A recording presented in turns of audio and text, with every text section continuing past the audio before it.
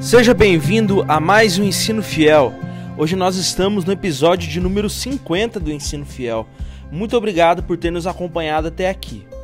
Hoje teremos uma aula do curso recém-lançado chamado Aconselhamento na Prática Pastoral. Este curso direcionado a pastores oferece ferramentas fundamentais para a prática do aconselhamento bíblico. Na aula de hoje com o pastor Sacha Mendes, veremos o conceito de aconselhamento como ministério da palavra e como ele está profundamente enraizado na narrativa bíblica. Pedimos que avalie ou curta este episódio na plataforma que estiver nos acompanhando. Isso nos ajuda a aprimorar os conteúdos e a alcançar mais pessoas. Ensino Fiel, episódio 50, Aconselhamento como Ministério da Palavra, com Alexandre Sacha Mendes, aula do curso Aconselhamento na Prática Pastoral do Cursos Fiel. Irmãos, o tema que está proposto para nós hoje pela manhã é o aconselhamento como ministério da palavra.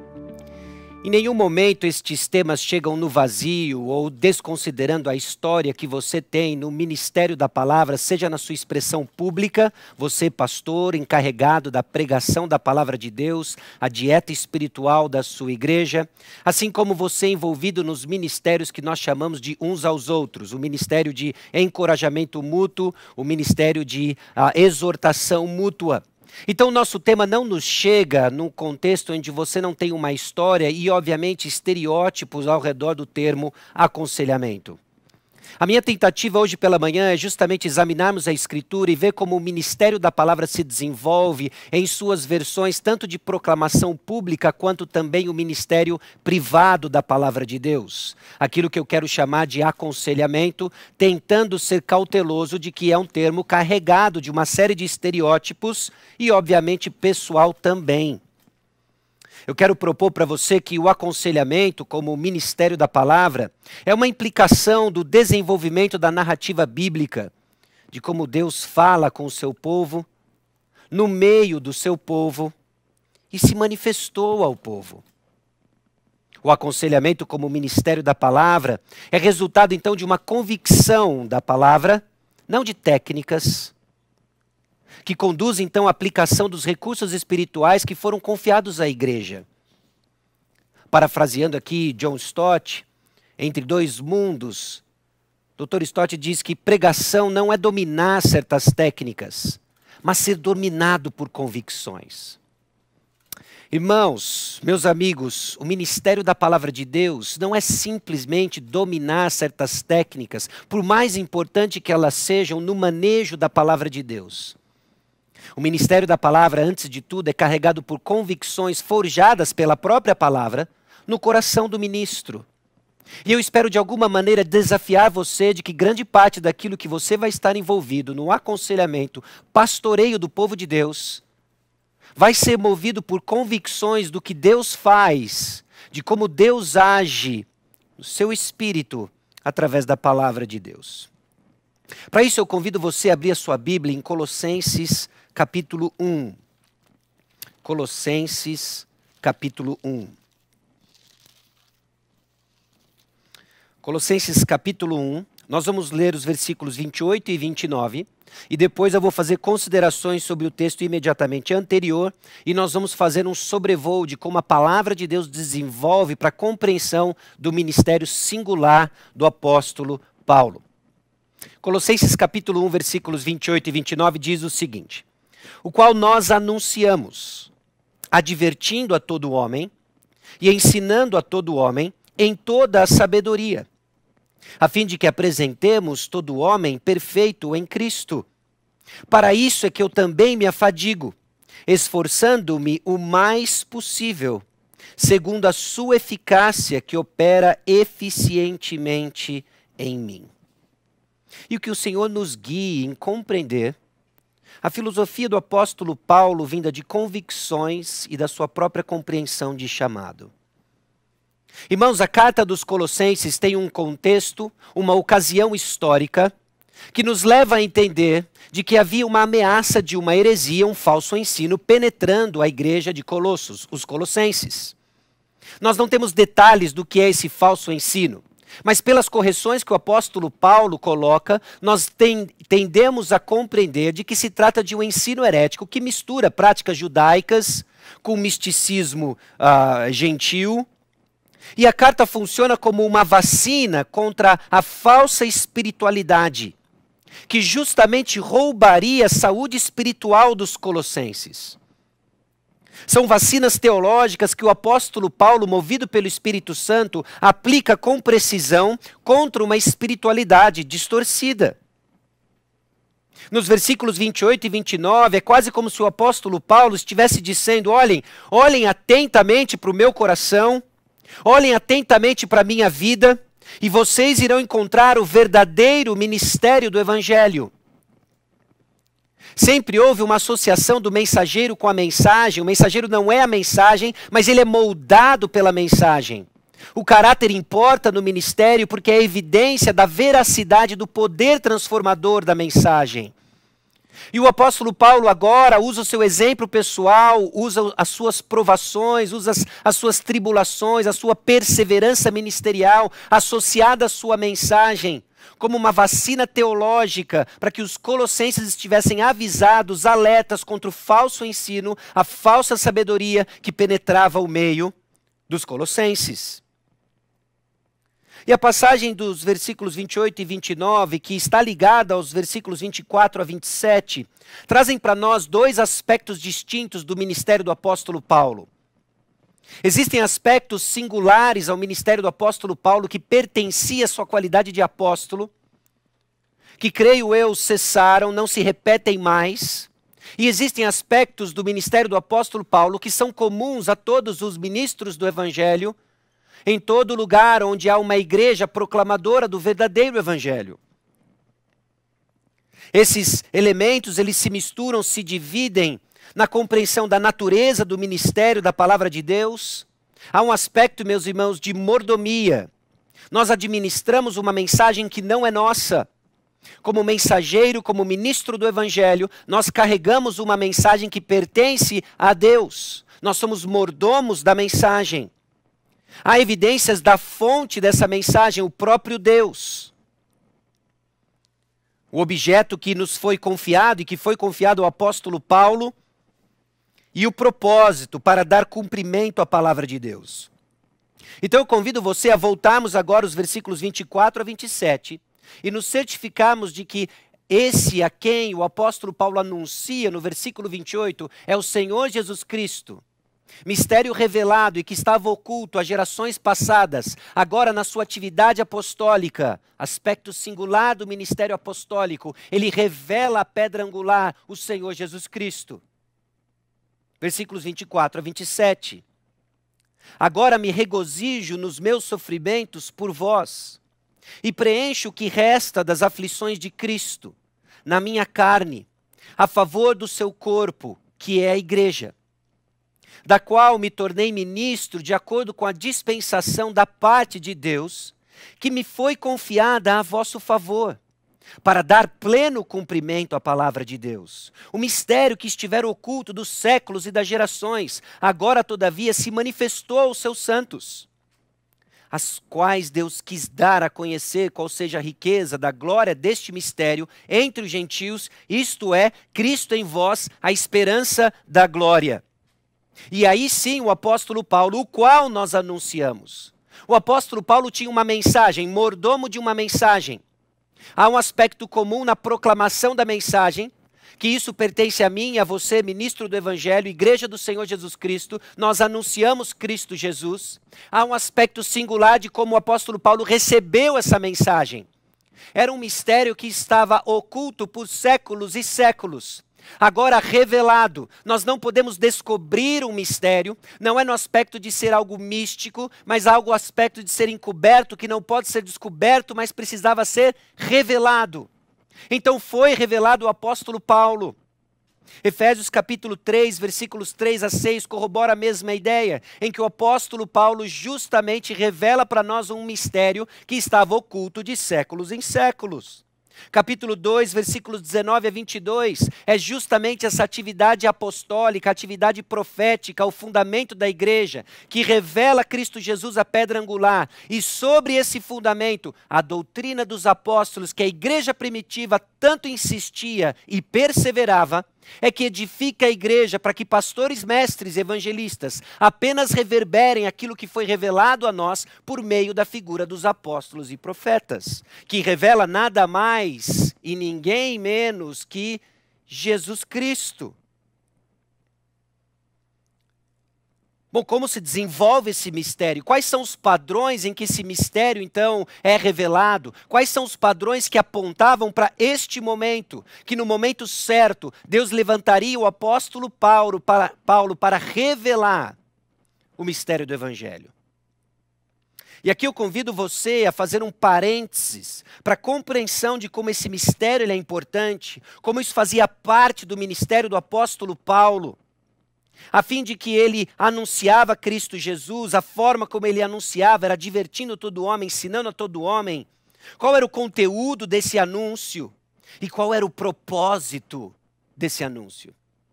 Irmãos, nós vamos patinar na compreensão do que significa aconselhamento, do que significa pregação, do que significa o ensino das Escrituras, se perdermos de vista o propósito para o qual nós ensinamos e proclamamos.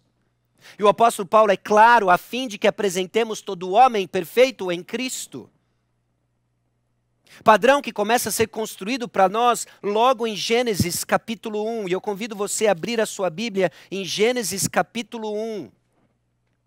Apertar os cintos e ser um pouco paciente comigo enquanto construímos juntos aquilo que veio a culminar no ministério do apóstolo Paulo, anunciar Cristo. Gênesis capítulo 1, versículo 1 diz: no princípio criou Deus os céus e a terra. Irmãos, isso é dado para um povo que passou 400 anos no Egito, imersos em paganismo, imersos em idolatria. Eles precisavam saber algo sobre quem Deus é. Moisés não passa tempo aqui justificando a existência de Deus, ele assume a existência de Deus. No princípio, criou Deus os céus e a terra. O Deus que tirou você do Egito é o Deus que criou o céu e a terra. E existem informações suficientes para os propósitos divinos sobre esse ato criativo. A terra, porém, era sem forma e vazia. Havia trevas sobre a face do abismo e o Espírito de Deus pairava por sobre as águas. A descrição da condição da terra antes da atividade divina, no processo da atividade divina, chama a atenção, sem forma e vazia. A partir do versículo 3 é como Deus transforma algo que não tem forma e é vazio em algo que tem forma e está cheio. E disse Deus, versículo 3, haja luz e houve luz. 2 versículos depois, versículo 6, e disse Deus, haja firmamento no meio das águas e separação entre águas e águas. Versículo 9, disse também Deus. Versículo 11, e disse. Versículo 14, disse também Deus. Versículo 20, disse também Deus. Versículo 24, disse também Deus. Versículo 26, agora varia um pouco, também disse Deus. Meus irmãos, isso em português se chama pobreza literária. Repetições em curto espaço de tempo, provavelmente você receberia algumas marcações em tinta vermelha na sua prova ou redação, certo? Mas Gênesis não foi escrito em português. Gênesis foi escrito em hebraico, e em hebraico essas repetições significam preste atenção. Preste atenção. A maneira como Deus transforma algo que não tem forma e é vazio em algo que tem forma e é cheio é por meio da sua palavra. Deus estabelece a importância do que aquilo que ele tem para dizer é importante para o povo de Deus. É por meio da palavra que ele cria e estabelece ordem, é por meio da palavra que ele cria matéria, é por meio da palavra que ele estabelece ordens e a sua autoridade, de acordo com o capítulo 2, estabelecendo o homem no jardim, estabelecendo os parâmetros do casamento. E é justamente contra essa palavra que em Gênesis capítulo 3 é a distorção de tudo aquilo que foi criado. Satanás ataca justamente a palavra de Deus, lançando aquilo que se torna o padrão por toda a história da humanidade. Ele lança primeiro dúvida acerca do que diz a palavra de Deus. É certo mesmo? É isso mesmo que Deus disse? Não comereis de toda árvore do jardim? A estratégia satânica é sempre de estabelecer dúvida daquilo que era assumido como verdade. Era tido, recebido como verdade. Não recebereis de toda árvore do jardim?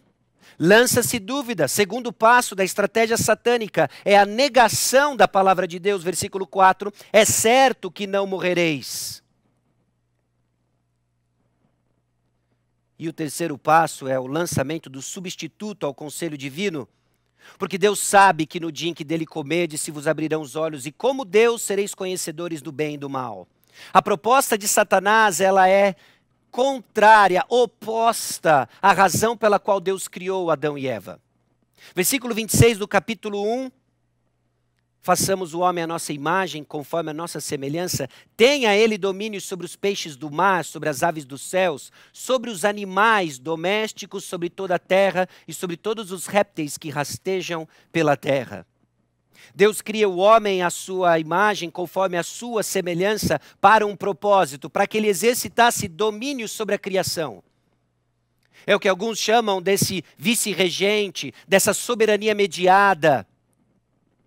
O ponto é que Deus criou o homem e mulher para serem representantes visíveis do Deus invisível.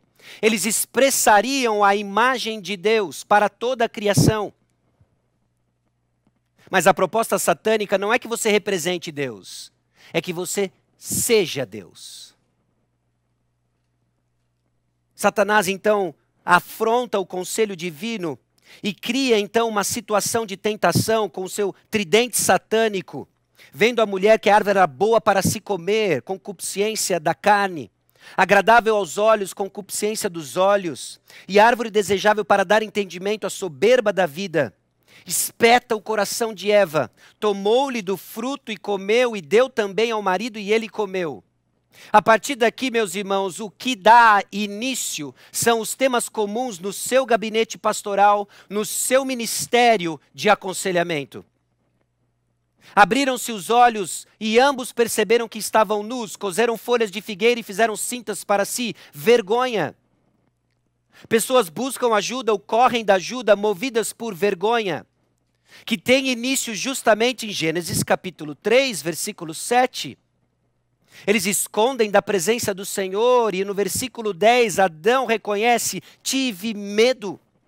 Pessoas sofrem pavor, desenvolvem ataques de pânico, desenvolvem uma porção de distorções emocionais que nada mais são do que fruto justamente de um mundo caído. Aquela intimidade, a harmonia de relacionamentos que antes Adão e Eva desfrutavam, estavam nus e não se envergonhavam, dá lugar agora à hostilidade de relacionamento. Disse o homem: a mulher que me deste por esposa, de forma última, sequer ele culpa Eva. Ele culpa o próprio Deus. Se o Senhor não tivesse me dado uma esposa com defeito, nada disso teria acontecido.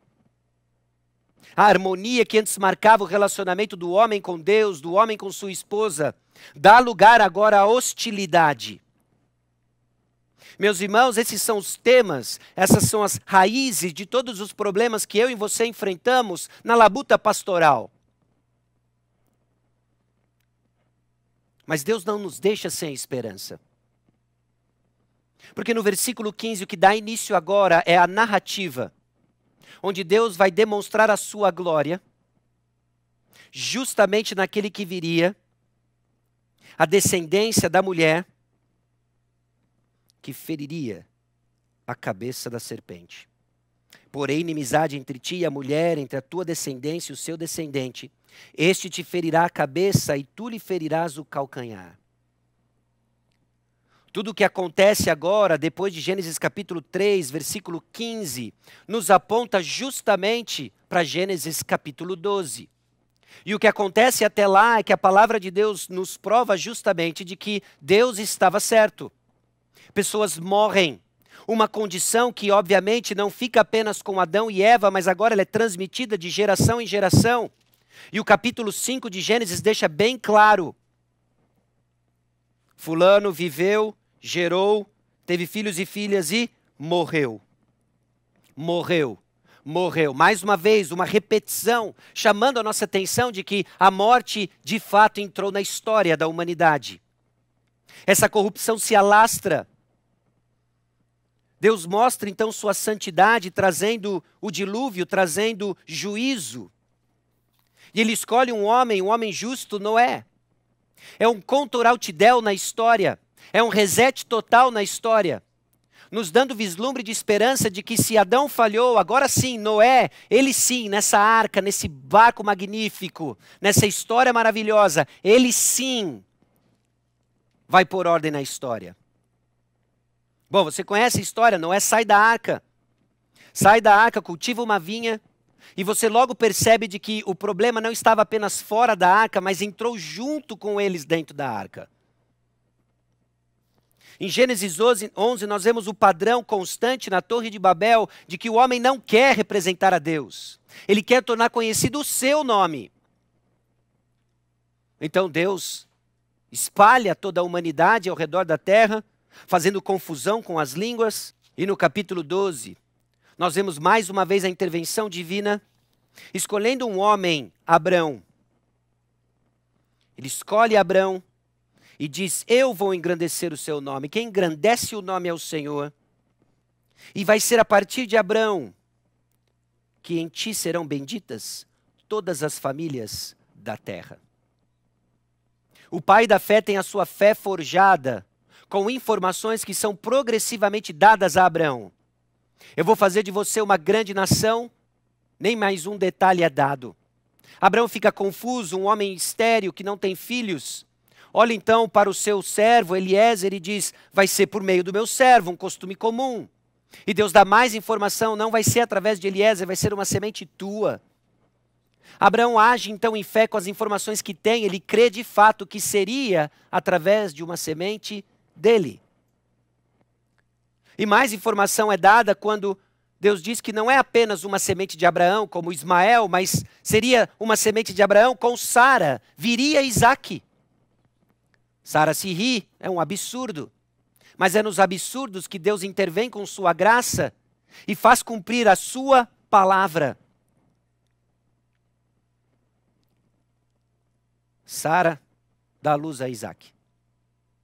E Deus diz categoricamente, esse é o filho da promessa. Em Gênesis capítulo 22, então, a fé de Abraão ela é forjada, ela é amadurecida. Quando o Senhor diz, toma o teu filho, quem você ama, e o sacrifica. Abraão já sabia que ele seria pai de uma grande nação, sabia que era uma semente dele, sabia que era uma semente dele com Sara, e sabia que Isaque era o filho da promessa. Se Deus pede então para que eu mate Isaque, Isaque é o filho da promessa e eu vou ser um pai de uma grande nação, Deus vai trazer Isaque de volta, nos diz Hebreus capítulo 11.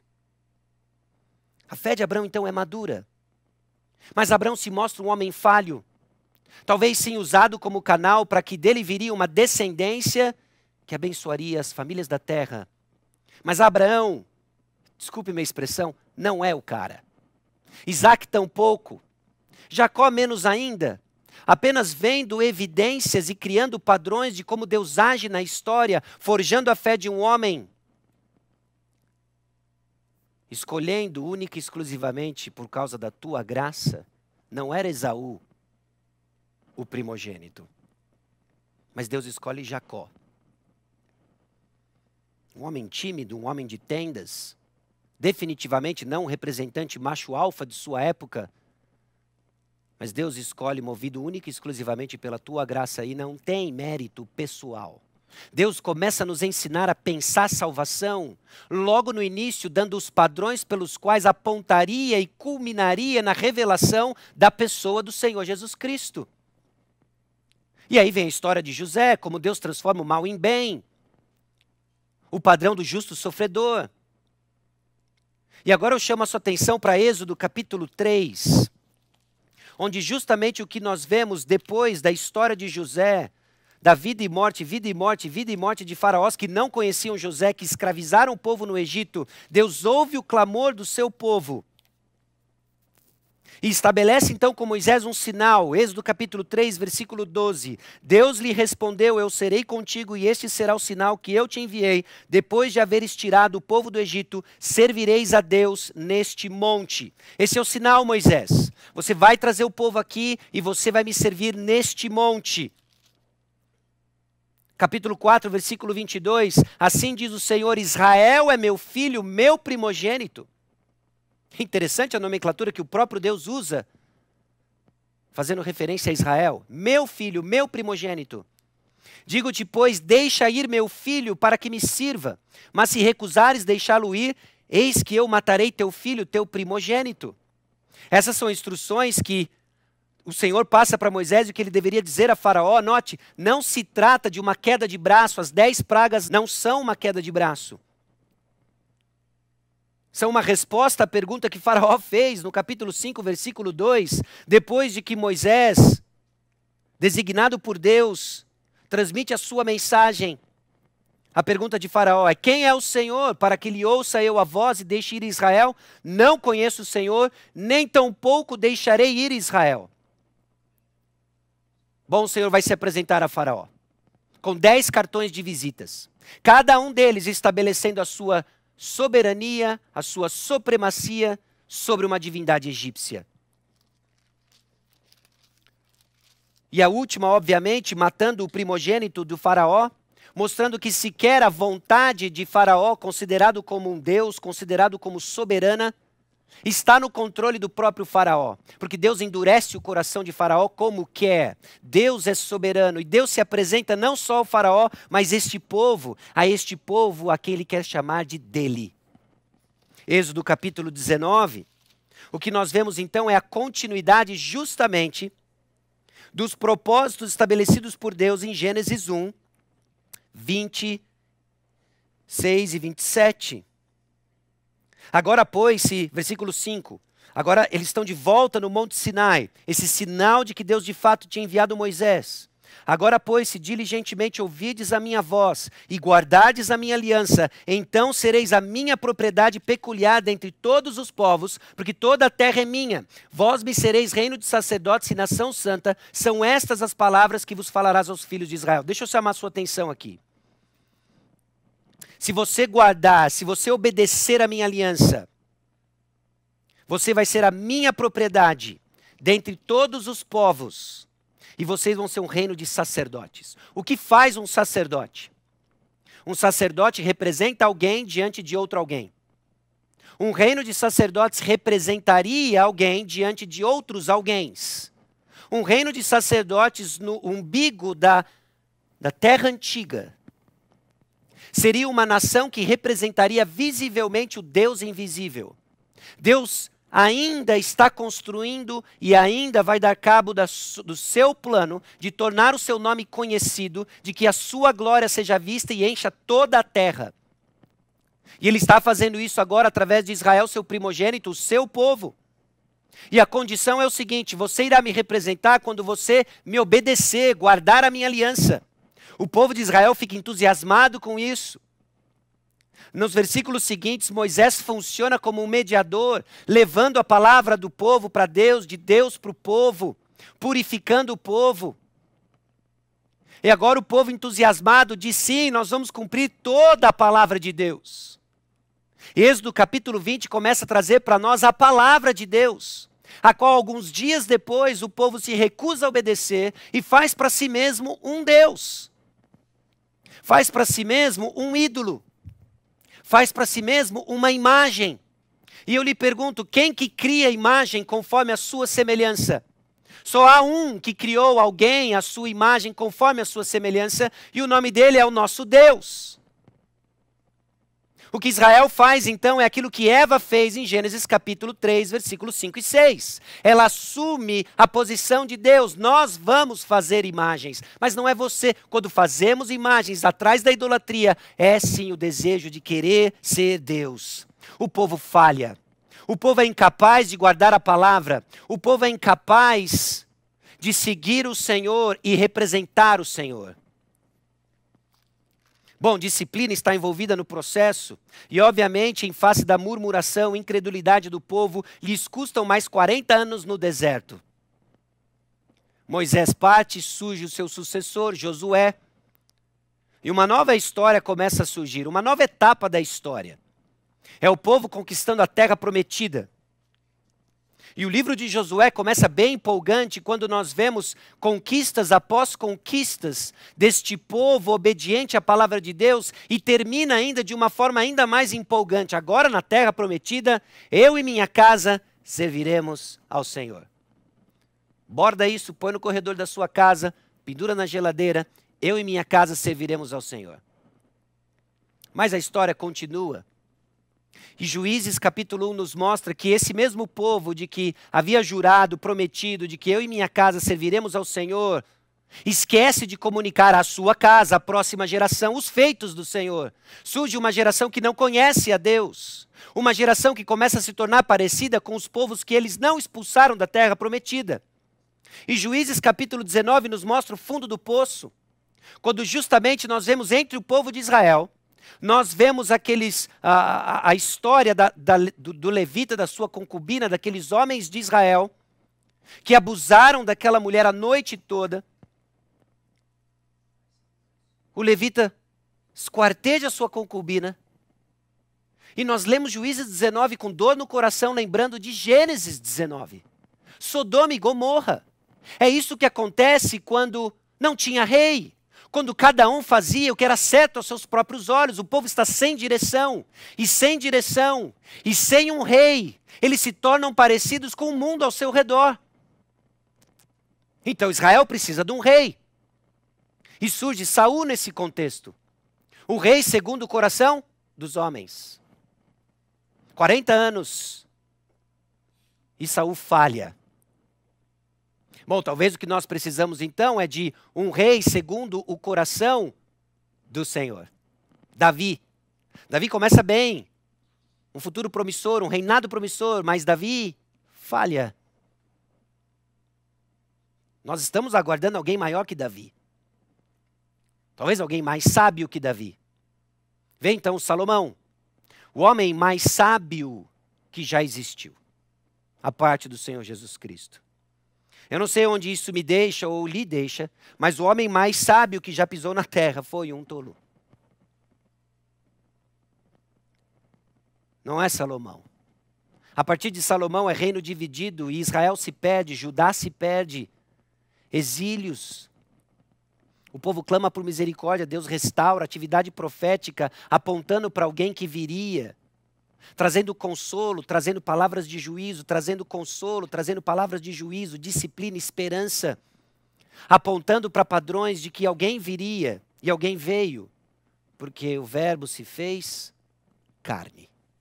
O Verbo se fez carne. E Jesus habitou entre nós. Jesus fez aquilo que eu e você somos incapazes de fazer. Jesus cumpre a lei.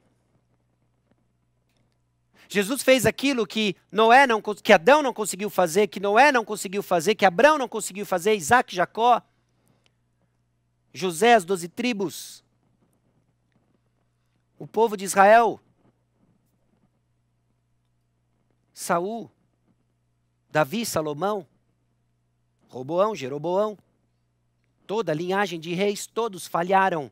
Mas surge alguém que cumpre a lei. Surge alguém que visivelmente representa o Deus invisível. João capítulo 14. João capítulo 14 é parte do discurso de despedida de Jesus com seus discípulos no cenáculo. Jesus está dizendo coisas confusas para os discípulos, que surgem perguntas. E Filipe, obviamente, vem com um pedido, versículo 8 do capítulo 14. Replicou-lhe Filipe: Senhor, mostra-nos o Pai, isso nos basta.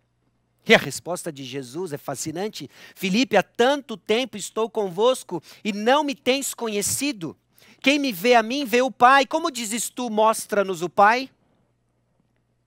O que Jesus justamente passa para Filipe é que ele é a expressão exata do ser de Deus. Obviamente, em completa harmonia com toda a Escritura, inclusive Hebreus capítulo 1, versículo 3. Ele que é o resplendor da glória, a expressão exata do seu ser, sustentando todas as coisas pela palavra do seu poder, depois de ter feito a purificação dos pecados, assentou-se à direita da majestade nas alturas, tendo se tornado tão superior aos anjos, quanto herdou mais excelente nome do que eles. Se as pessoas vão conhecer a Deus, é porque elas estão vendo Cristo Jesus. Mostra-nos o Pai. A resposta de Jesus Cristo é: como assim? Mostra-nos o Pai. Quem me vê a mim, vê o Pai.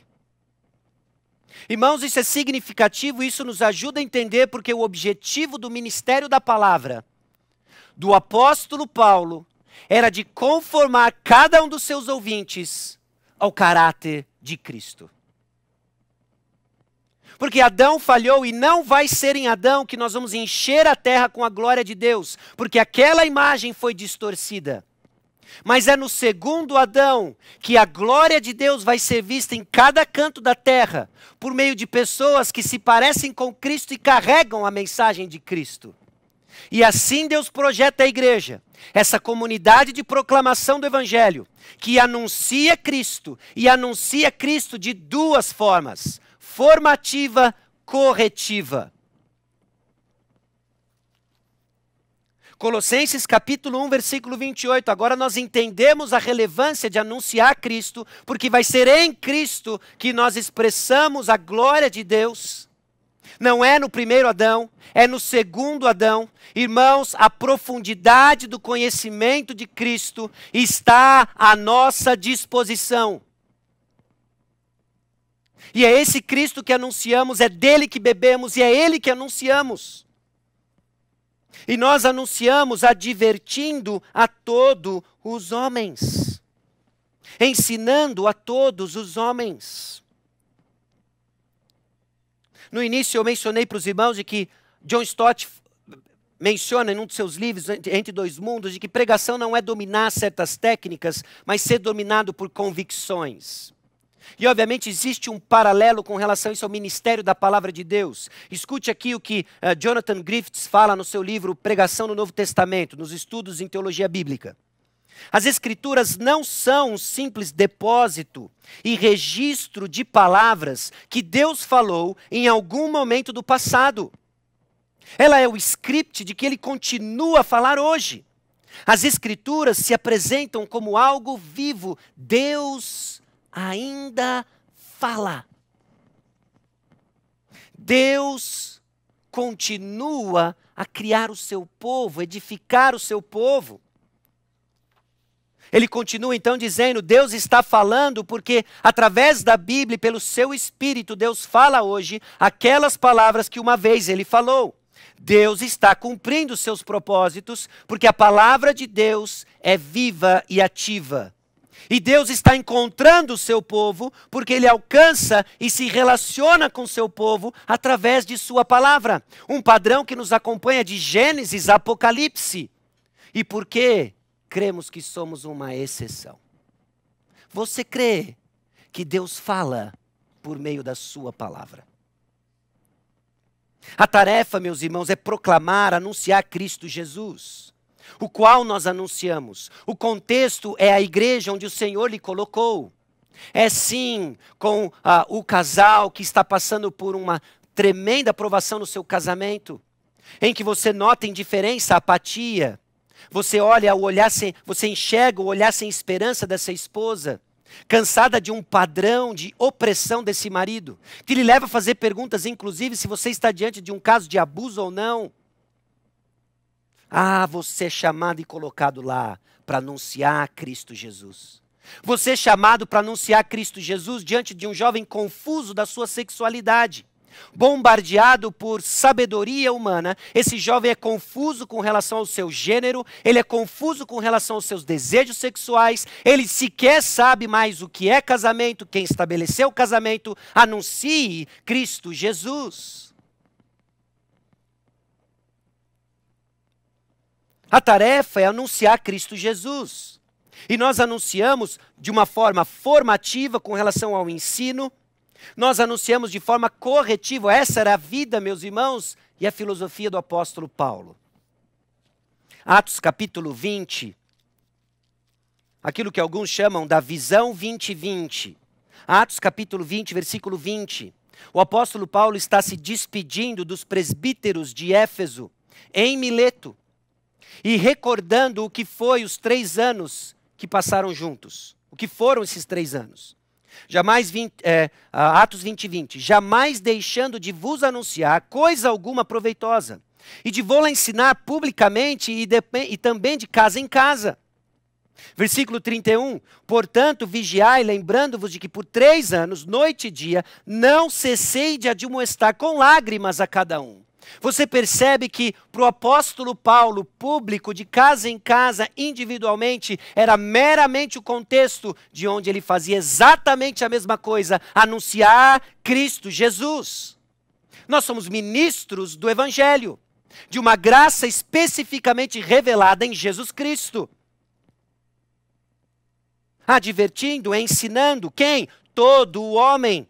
Todos aqueles que Deus, na sua graça soberana, escolheu e aproximou no nosso meio, por meio da pregação da palavra, são alvos do nosso ministério de ensino, são alvos do nosso ministério corretivo, advertindo, e em algumas passagens é a tradução do termo que carrega a nossa conferência, aconselhamento.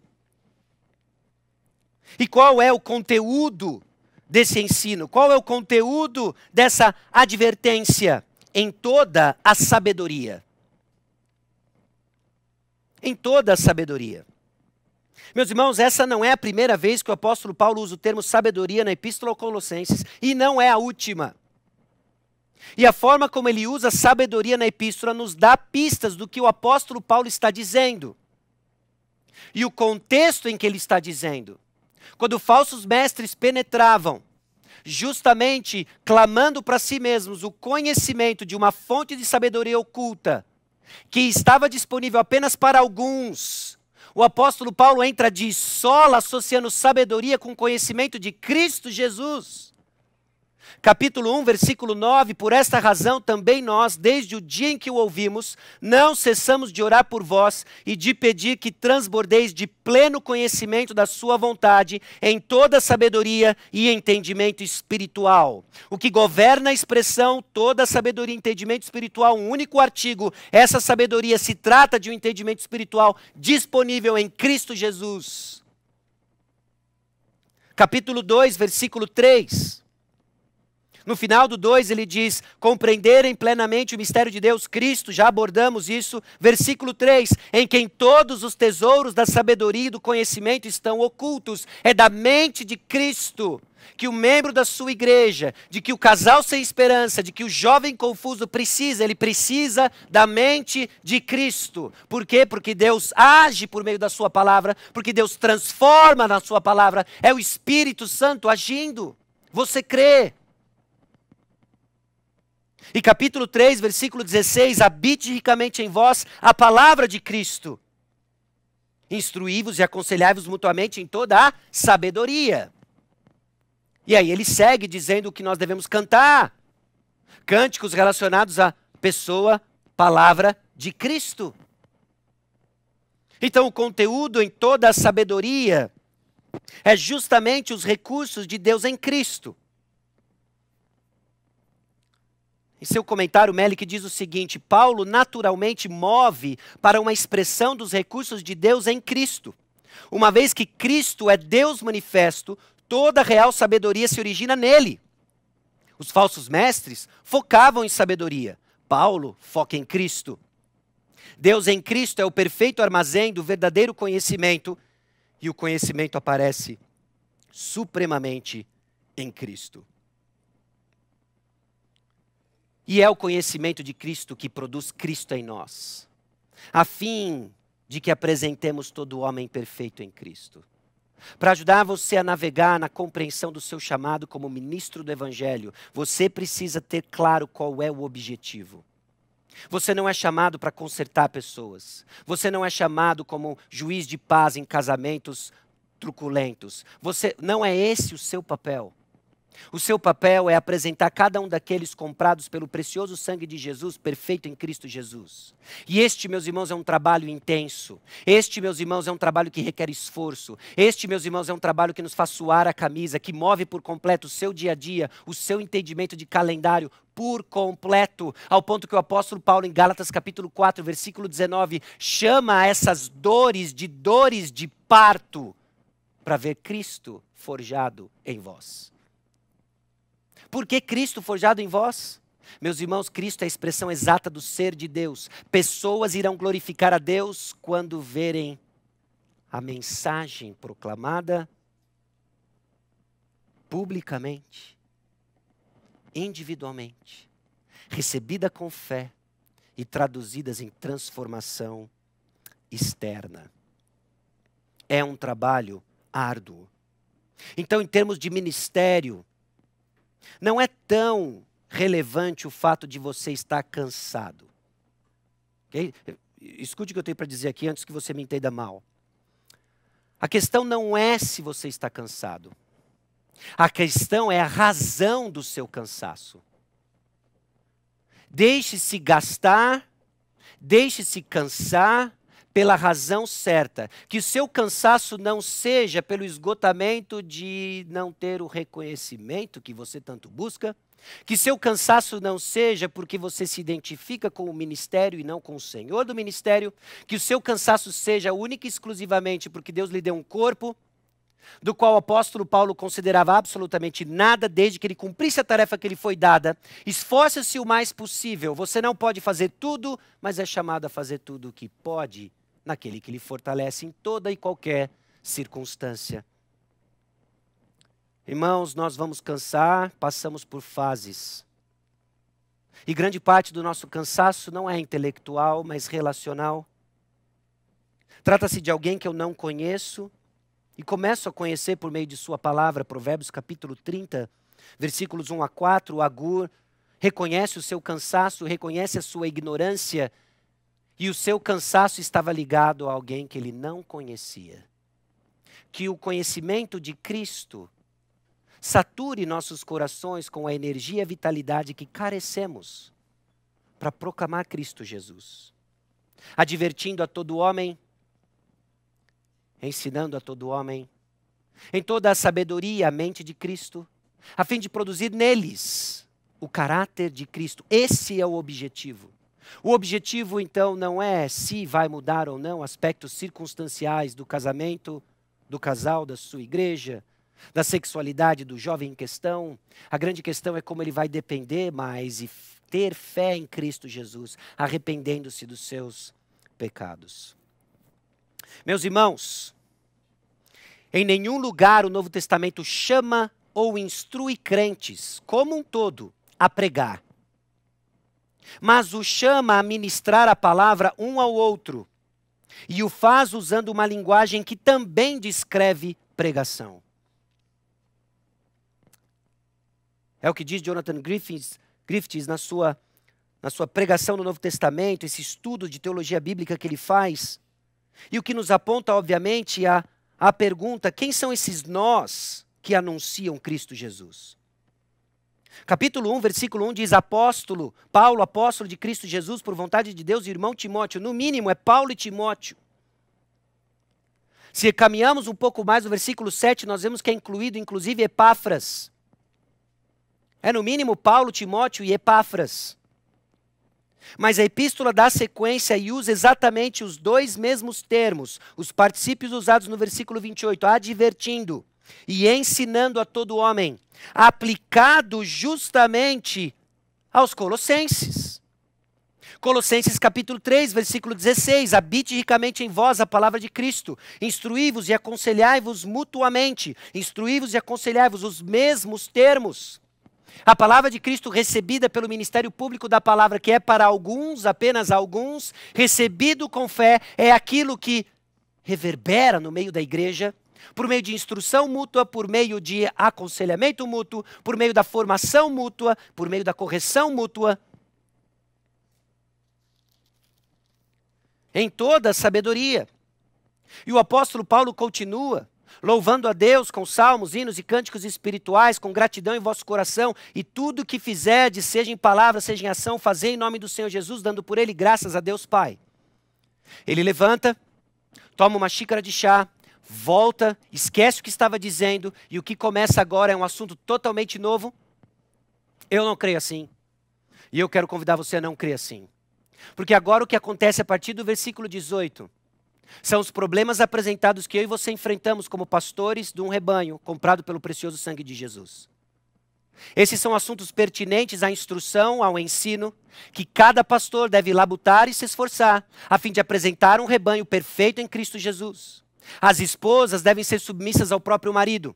Os maridos devem amar vossas esposas, não a tratais com amargura. Se é filho, deve obedecer os seus pais. Se são pais, não irritem os vossos filhos. Meus irmãos, essa não é a cartilha moral do cristianismo. Essas são evidências de um coração transformado pelo Cristo que morreu em nosso favor. Então sim, são assuntos pertinentes ao Evangelho, e a forma como você trata a sua esposa, meu irmão, importa e comunica uma mensagem. A maneira como seu vizinho ímpio que não conhece o Senhor vai saber do amor de Cristo pela igreja é a forma como você trata a sua esposa. Então esse é um assunto nosso, esse é um assunto do anúncio de Cristo. E nós estamos no trabalho de fazer discípulos, ensinando-os a guardar todas as coisas que o Senhor nos ensinou. Êxodo capítulo 19, nós vimos isso, esse povo seria propriedade peculiar do Senhor. Seria reino de sacerdotes, se fizesse o quê? Guardasse a aliança. O Evangelho nos mostra que eu e você somos incapazes de guardar, mas com fé em Cristo Jesus, a sua justiça é imputada sobre nós, e com fé nós movemos a obediência. E o apóstolo Paulo, belamente em capítulo 3, versículo 10, resgata a linguagem da criação, porque enquanto a palavra é ministrada, pregada e aconselhada e ensinada, o Senhor está criando um povo para si mesmo. E vos revestistes do novo homem, que se refaz no pleno conhecimento, segundo a imagem daquele que o criou. É no Evangelho que nós expressamos a glória de Deus com pessoas parecidas com Cristo Jesus. Não é na procriação que enchemos a terra com a glória de Deus, é no discipulado e na proclamação do Evangelho. Meus irmãos, qual é a tarefa? A tarefa não é consertar pessoas, eu e você não temos poder para isso. A tarefa é anunciar Cristo Jesus, na convicção de que o Senhor fala e age por meio da sua palavra, abrindo os olhos daqueles que estão perdidos em seus pecados e cujo comportamento não proclama a mensagem que professam crer. E assim, nós vamos ser esse veículo da proclamação do Evangelho. Porque aconselhamento é o ministério da palavra de Deus. Vamos orar? Senhor, nós somos gratos pela Tua palavra e gratos, ó Deus, pela ação do Teu Santo Espírito em abrir nossos olhos e entendimento. Nutra, ó Deus, no nosso coração a convicção e a confiança de que o Senhor fala. Em nome de Jesus. Amém. Obrigado por ter nos acompanhado em mais um episódio do Ensino Fiel.